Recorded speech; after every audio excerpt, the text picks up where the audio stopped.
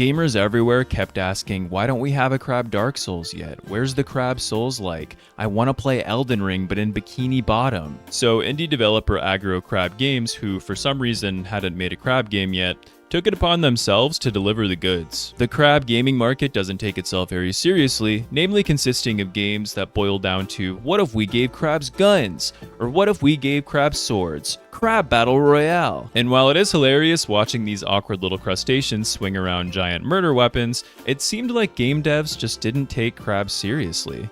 Until now. Aggro Crab Games saw untapped potential in the heavily memed decapods and opted to go for a more sincere take on a crab-based title. Dark Souls SquarePants of the Wild. I mean, another crab's treasure. The game follows an introverted hermit crab named Krill, who has his shell taken away from him by a loan shark who claims he owes back taxes that he can't afford. He ventures out into the ocean on a quest to buy his shell back, where he meets all kinds of fun sea creatures that want to krill him, as well as some friendly characters that help propel him forward on his journey. The gameplay is heavily inspired by FromSoft's Souls series, featuring a sprawling free roam world, brutal enemies, epic bosses, and a challenging combat system that rewards precise timing and patience. Another Crab's Treasure immediately stands out from the rest of the Souls-like genre due to its upbeat, colorful, and lighthearted aesthetic. Souls-like games generally lead toward darker themes and moods, and Aggro Crab decided to spin this on its head and say, you know what? What's stopping us from making a Souls game that feels more vibrant and hopeful? And I think it pays off because it creates a very different feeling getting annihilated by the same enemy over and over again in classic Souls-like fashion, when the music is catchy and uplifting, the environment is warm and welcoming, and the NPCs don't take themselves too seriously. While Souls titles tend to feel soul-crushing, this game feels soul-hugging. It cultivates such an opposite vibe to what we're used to when we play Souls-likes, and it feels nice to have a more bubbly and joyful take on...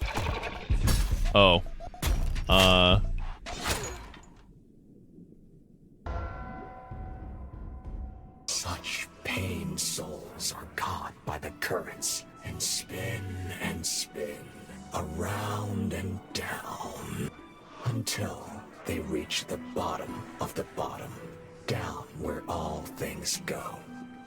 You will reach it too soon enough. And this, for me, is what really pushes the game to the next level. Despite the game having an outwardly brighter tone, it's not always sunshine and rainbows, and it's unafraid to delve into a more classic Souls-like vibe. I've always appreciated this sort of harsh contrast between dark and light in any media, two good examples of this being BoJack Horseman and Madoka Magica, both of which I love because of how they juxtapose a fun exterior with much bleaker and more serious themes under the surface. I like when games aren't just one thing and step outside of the box that they've created for themselves, and I think that's exactly what Another Crab's Treasure does. Another way the game sets itself apart from the rest of the Souls-like genre is its inclusion of platforming gameplay. Generally, 3D Souls games have very limited ways to jump, but Krill is able to both jump and hover in the air on command, and a large part of traversing the game involves leaping across platforms. Luckily, falling into a pit only takes a chunk out of your health bar and doesn't immediately krill you. You even get a grappling hook, Sekiro? Spider-Man? That makes Krill look like a total badass. It's nice to have access to a greater range of mobility options in a genre where your character usually feels more clunky and grounded. Combat itself is pretty true to the Souls formula, where you learn enemy attack patterns, dodge or block them accordingly, and then react with your own attacks. But here's where it gets interesting. Krill only gets one weapon for the entire game, his fork. You might be like, but Pasta, wait, that's boring, not interesting. Well, I wasn't done yet, hypothetical viewer. When Krill equips a shell, it functions as his shield. He can use it to block enemy attacks, and when it takes enough damage, it breaks depending on its durability. When I first started playing, I thought that shells would be more permanent pieces of gear that you repair throughout the game. It follows a more Breath of the Wild-like item system where all shells are temporary. You can't store them in your inventory, but different kinds of shells are generously scattered around the game world, so you can grab an entirely new shell in the middle of combat. Even boss arenas will provide you with a supply of shells so you don't get screwed over when your durability depletes. But be careful, because if you play too defensively, you can still break every shell in the arena and then you actually are just screwed. Each shell comes with its own active ability called a shell spell, and range from magic-like spells, melee skills, utility abilities, or buffs. This system gives the player a lot of agency in how they want to play the game, as you can develop a preference for which shell abilities you like the most and use them accordingly. You gain microplastics, haha, from defeating enemies, and if you die, you lose them all, but have one opportunity to retrieve them, yada yada, the standard Souls fare. You can use microplastics to buy items or to increase your stats. There are only 4 stats, which makes creating builds pretty straightforward. MSG improves your umami skills and allows you to go for a more magic-based build, or you can do a standard stabby wacky attack-based build. Stowaways are the game's version of stat-boosting gear. They often subtract from certain stats to give more to others. A lot of them have stat requirements to equip, and some have single-use functionality like allowing you to resurrect one time.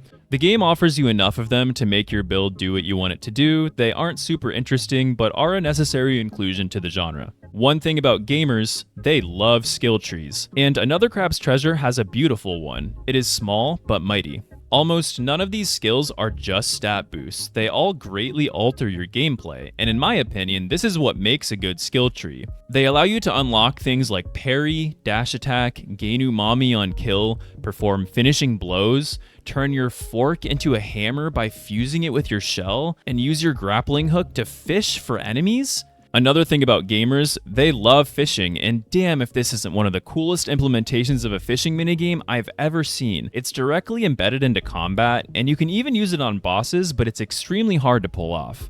But that's not all. The game isn't done showering you with combat options yet. When you defeat core bosses, you also steal a power from them. These are called adaptations, and like shell spells, you cast them using umami, and to be very technical, they're all really fucking cool. The enemies are certainly not pushovers, and in classic Souls fashion, even the most basic enemy can, for lack of a better phrasing, fuck you up if you're not careful. A big part of the game's charm comes from its enemy design, as a lot of the creatures incorporate everyday objects that have polluted the ocean, like these crabs using little umbrellas as shields, or this guy's hammer having gum stuck to it, this blowfish mimicking a weighted helium balloon, or this boss using chopsticks to fight. Awesome.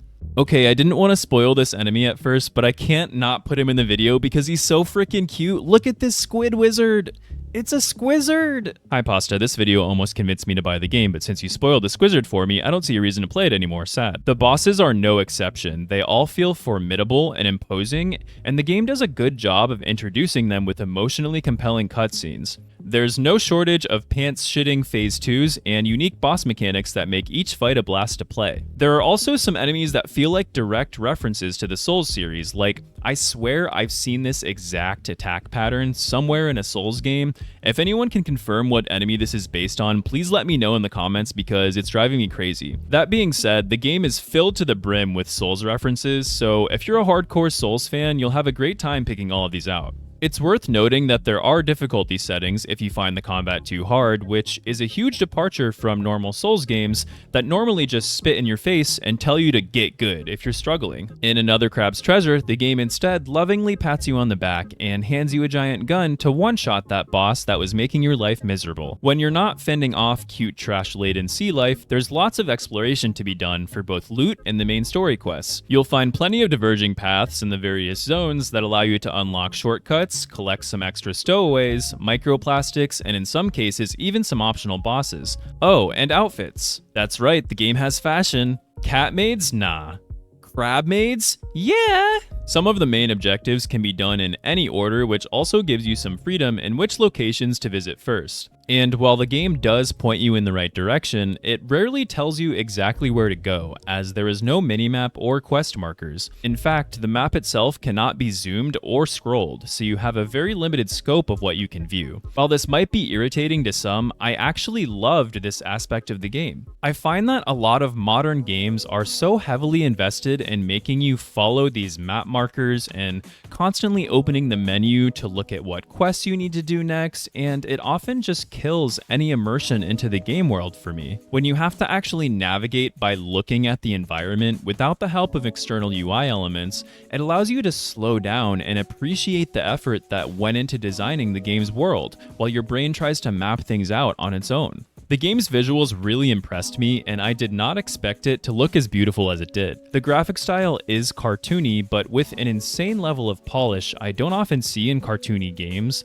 the closest example I can come up with being Alice Madness Returns. There's just this incredible attention to detail in every element of the graphics, the way you see the light from the surface shimmering across the ocean floor, the way Krill splashes sand around when he runs, or how bubbles appear when he jumps, the crispy particle effects attached to attacks and skills, the smooth and well thought out enemy animations, even the beautifully designed menu and UI. Every single piece of the game's visuals was given careful attention. They didn't slack on anything here, and it shows. One of the main reasons the game is as pretty as it is how they ingeniously use trash to decorate and add pops of color to the game world. Trash is one of the core elements to the game's story, and it's implemented in an extremely clever way. The sea denizens largely view the trash that falls into the sea as a blessing, and they use it for architecture, fashion, currency, combat, food, and pretty much every other aspect of daily life. But it's crafted into the world so seamlessly and beautifully that after a while you stop actively noticing that the ocean is filled with trash because it just fits so well. You'll also see a lot of references to real-world product brands scattered among the garbage. Wait, Viagra? It's just really neat to see all the different ways they've used literal garbage in this game to decorate the environments. It subverts expectations of pollution being portrayed as this ugly, awful thing that it actually is in reality, and creates a jarring, off-kilter perspective that makes it feel almost whimsical. But there are still inevitably negative consequences to the presence of this trash within the game's story. One of these negative consequences is gunk, an oil-like substance that infects various characters throughout the game and causes them to behave differently. The tone of their dialogue shifts from being happy and funny and becomes bleak and hopeless. They adopt this doomer sort of outlook toward life and existence in general, essentially exhibiting symptoms of depression. I found an article where the narrative lead of the game, Kalen Pollock, expands upon this gunk. He states, "I don't want to get too into what the allegory of it all means to me, because I think that actually is something people will experience for themselves later in the game. It's not exclusively just a representation of physical pollution. It's this mental deterioration that's taking place across everyone as their world starts to crumble." I was very interested in less approaching it from the perspective of how do we solve climate change or pollution, and more about how do we as people build community and maintain something to live for in a world that feels like it's dying.